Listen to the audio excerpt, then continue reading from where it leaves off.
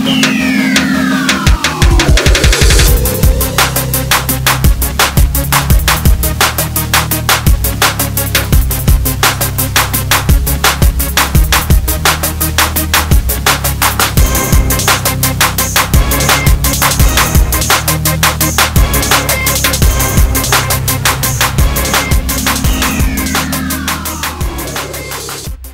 going on there, YouTube? Back again on the rat rod. Had to been trying to mount the body here for the past week, and I had a few things I needed to clear up first before I got that far. So that's what I've been working on so far. So I'll show you what I've got here. Alright, so up front I trying to mount the transmission on the back half, and I realized it was a little crooked. And I was trying to get the body on, and I've used some of the firewall to mount to the transmission as part of the body mount system, but my transmission was a little crooked, so I had to do a little work on it. So what I've done, I'm using these holes here, and I have some tabs that I made onto the firewall of the body to bolt through. I did have to move the transmission back about 2 millimeter, 3 millimeter. That way the body would set where I needed it to set, and the transmission and everything I needed to straighten anyway. Doing that lowered it down a little bit, which also caused a problem back here because my mount on the Crossmember here that I made was on top of the chassis, so the transmission was setting at a bad angle, setting up in the back. So I had to flip this Crossmember to the inside of the top of the chassis rail, mount it with some nuts on the bottom, and I went ahead and fabbed up this little sheet metal mount, since the transmission only has holes on the top here, so it kind of clamps it down, and I've pop riveted it to that steel Crossmember that I made. And somebody had suggested to use some rivets on this. Not a huge fan of the pop rivets, but they worked right there for what I needed, so I'm gonna roll with it. See, also I went ahead and added more springs to the front suspension. They were just too soft with the weight of the motor, and I hadn't even got the body on, so they weren't really coming back up yet. Coming back up high enough, so I've got some of the older Ultimate scale shocks, not these narrow ones, and luckily they had the same diameter spring in it. They were about half as long, so I took both apart, kind of coiled them together, about 5 millimeter. That way they overlapped, and it was a little bit of a fiasco trying to get the caps back on because the spring stuck out about 10 millimeter past the end of the shock. So trying to get it lined up, centered, and jammed back on there, and keep the end of the spring out of the threads for the cap of the shock. It was a nightmare, but I finally got them both on. So now we've got much better front end performance, and I think it's going to carry the weight of the whole thing better. So yeah, now I'm trying to figure out how to mount the back of the body. I'm going to show you what I've done on the front first. Alright, it's tricky to get you a view down in there. You can see, let me get my pointer, where the transmission bell housing is, right around there. I've made these little sheet metal tabs, and I've bolted them to the firewall on the body. And I did use a heavy glue and glued the firewall to the body, to the actual shell. I used like a plastic weld, and I used way too much of it, but it is not going anywhere, so it is structurally sound. And then I just run one on each side in from here, and it's bolted with a scale bolt on the outside of the firewall to a nut on the back on the body side of the mount.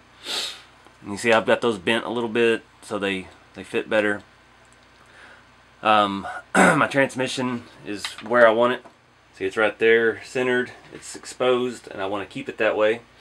I want to be able to see the transmission through the floorboard. I'm going to try to mount a shifter off of it, kind of keep that cool rat rod look. I really don't want to hide the chassis with this because I've put so much work into kind of making it excessively ornate, decorative. And it's I'm pretty proud of my work, so I don't want to hide it all with a full interior. I think I'm going to make some, try to make some seats. I don't know yet how that's going to work out, but try to make some realistic bomber seats here down the road. and I'm thinking sheet metal interior and floorboard, at least some of the floorboard. So got a long way to go, but first thing I got to do is get this body mounted. Now, like I showed you the front, the back is a different story. Alright, so I got the front mounted up. Still having some rubbing in the back. These are the 155 Landies that are reversed that I had on my K10 build, and they're just, I still need another 4 millimeters on each side, and it's just driving me nuts. All these wheels I want to use have this style hub, and I need the ones that have, let me show you, have this style hub, but most of the ones with this hub are 6-lug, and all the Landies are 5-lug, so I can't just swap them over. I know I've got a set somewhere that are 5-lug. I don't know where. I've got to do some searching around, see if they will fit. That way I can just throw a little bit bigger 12mm hex in there, a little bit wider one. Everything will jive nice, and I don't have to run any funky big wheel spacers, because I don't need it to stick out as far as those wheel spacers are going to. I just need a little bit more on each side, which I think I can do with other options.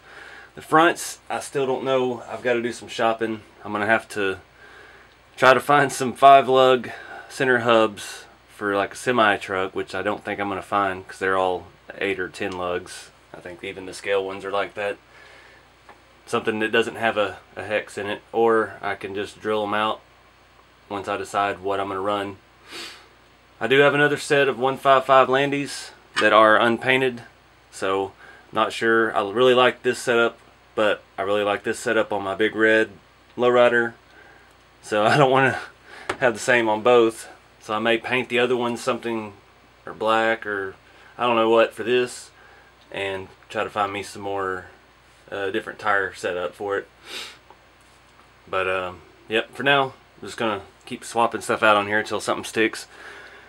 So anyway, I'm looking at the back here. My rear crossmember, not sure if you can see that, is right inside the body touching, and my body is perfectly flush with the frame.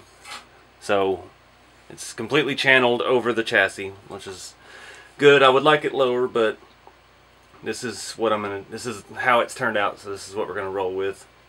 At least you can't see the frame hanging down out from the side of the body. That's something I've never liked about the typical highboy roadster, because you can see the entire frame rail. I always like the more rat rod look, or just at least having the body channeled over the frame. It doesn't have to be completely chopped and all kinds of stuff done, but I just like not seeing the chassis. So at least we've accomplished that with this. So my original idea was to put some type of tube in here screwed to the frame, and then I could screw a scale bolt in from the outside of the body. And then I thought maybe I'd do that back here, or something directly in the back of it. So I don't know yet. I've been looking at other like body posts and things, and I don't want it. I really want to use a scale bolt to take the body on and off. So first thing I've got to do is decide where it's going to go, and then I've got to make something come off of the frame for it to actually attach to. So I'm going to fiddle with that here and see what I can come up with. Alright guys, the simplest way is the best way. Well, except when it comes to the suspension, but I just bent some sheet metal and I pop riveted it to my rear cross member. I bent it at the angle of the rear of the body. Now, I could use like a Velcro or something to make it easier to take on and off, but I don't think that's going to hold like I need it to. I got to put the body back on now, mount it up on the front, and see what my options are. Could get away with some Velcro. I don't know. Let's see. Alright guys, so I went ahead and screwed it down. I didn't want to go for the Velcro. I didn't think that was gonna hold it steady enough. I think it might have come loose during driving. So just drilled straight through. Got them pretty even actually, just for eyeballing it. So just use some scale hardware from Locked Up. Might be a good place there to mount a license plate later down the line. But yeah, let me flip back over and show you the bottom. Yeah, I like doing everything the hard way, I guess. So I'll have to take 4 screws out. I'll have to flip it over to these, and then the other ones are tricky because they're inside, so I'm going to have to find me a short screwdriver once I get some seats and stuff in there. But pretty happy with it so far. I like the ride height. I like how it sits. I still got to work out the tires and wheels, and we still have to get to the steering, which is going to be a disaster, I'm afraid. Yeah, I think I'm going to flip it over now and look at mounting the grill and the grill surround. Trying to figure that out and getting it lined up with the hood. Alright guys, I think I'm going to wrap this one up here. I did a little work here, but I haven't looked at mounting yet. I think I'm going to end up gluing the hood to the grill just to keep them together. There's not any inner structure on either of them, so there's really no way to hold it together. I did put the hood on the bench sander and sand this edge back a little bit at the top, just so the grill, it doesn't have to be quite so straight up and down. Kind of relax the angle of the grill a little bit. Looks a little bit better in my opinion. It's not super noticeable. I don't want to lay it way back, but because we're kind of keeping the traditional look here with the frame horn sticking out and everything. So, yep, gonna call it, and we'll pick up next time with the mounting the grill and the hood, and hopefully working on some steering. So anyways, thank you guys for watching. Be sure to follow along on Instagram for sneak peeks, and yep, I'll see you in the next video.